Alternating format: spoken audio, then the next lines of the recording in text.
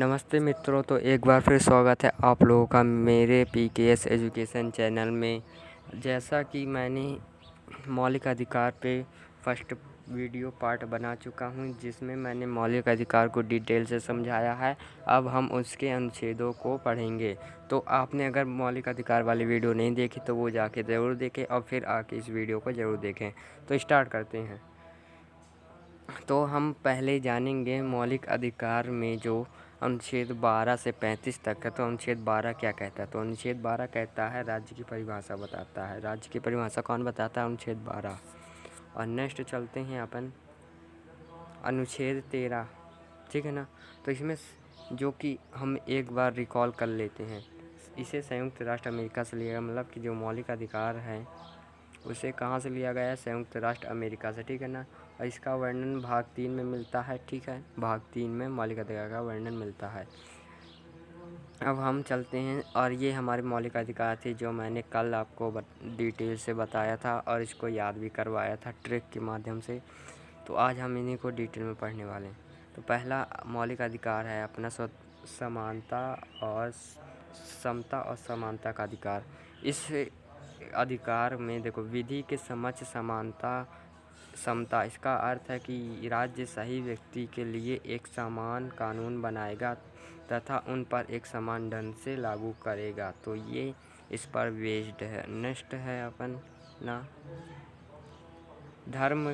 जो 15 अनुच्छेद अपना कहता है, वो कहता है कि धर्म, नस्ल और जाति के लिंग के आधार पर भेदभाव या निषेध राज्य के लिए, मतलब कि ये सीधे सीधे कहता है कि धर्म, नस्ल और जाति, लिंग और जन्म, इनके आधार पर कोई भी हमारे ऊपर भेदभाव नहीं कर सकता। 15 ये कहता।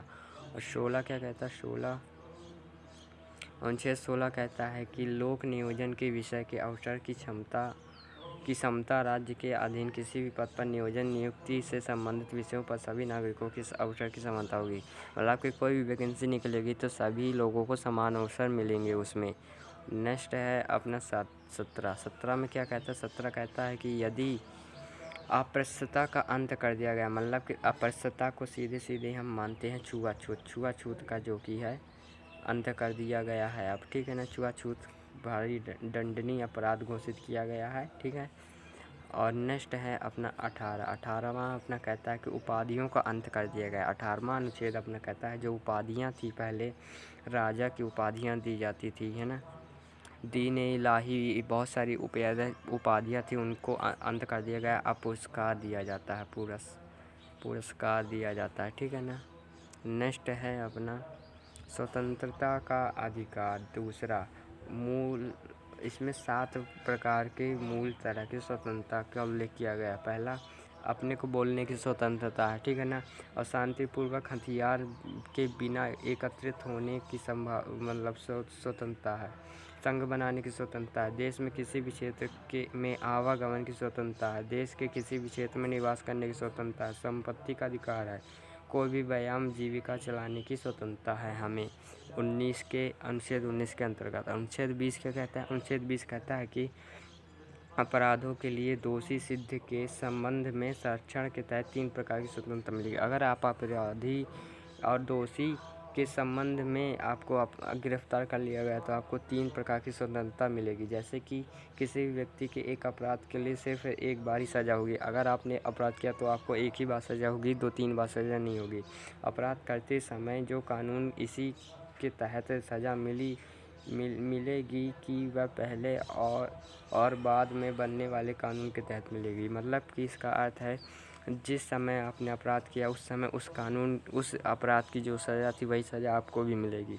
किसी भी व्यक्ति को स्वयं के विरुद्ध न्यायालय में गवाही देने के लिए बाध्य नहीं किया जा सकता। मतलब कि आप खुद के खिलाफ गवाही नहीं देंगे कि मैंने ऐसा किया।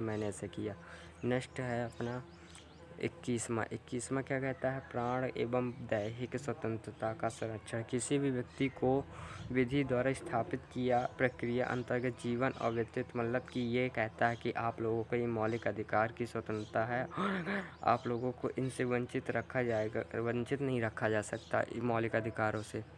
अपना 22वां जो कहता है कुछ दशाओं में गिरफ्तारी निषेध संरक्षण के, अगर किसी व्यक्ति को मनमाने ढंग से हिरासत में लिया जाए। अगर कोई मनमानी से हिरासत में ले लिया जाता है तो उसको क्या किया जाता है। तो हिरासत में लेने का कारण बताया जाता है। पुलिस वाला अगर आपको जबरन गिरफ़्तार कर लेगा तो उसको गिरफ़्तार करने का कारण बताना होगा। 24 घंटे के अंदर कोर्ट में पेश करना होगा, ठीक है ना। दूसरा ये कहता है, और तीसरा कहता है कि अपने मनपसंद वकील से सलाह भी वह ले सकता है। तो फ्रेंड्स, इस वीडियो में इतना ही। अगर आपको वीडियो अच्छी लगे तो लाइक सब्सक्राइब जरूर करें और मिलते हैं नेक्स्ट वीडियो में। जब तक के लिए धन्यवाद।